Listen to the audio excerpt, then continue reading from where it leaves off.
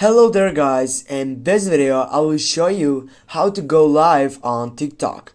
Firstly, you need to know that you need to get to 1000 followers to get at point to get up to live section. Now as you can see I have 9 followers on my TikTok site, and if you're in the same case, you need just to go on the three dots icon on your right upper side, and then you need to choose the second selection, settings and privacy.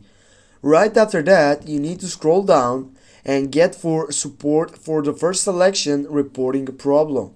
Click on that fiction, and here and at the end you have I can't start a live. Click on the second one and then wait to get up to the main point of this video. Now it says, is your problem resolved? Go for no and try to go for more help.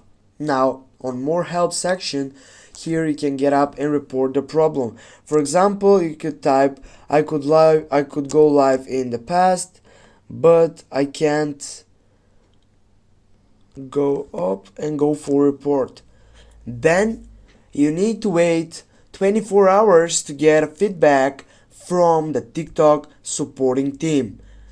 Thanks guys for watching, I hope help you, and don't forget to hit that like and share the video. See you soon guys.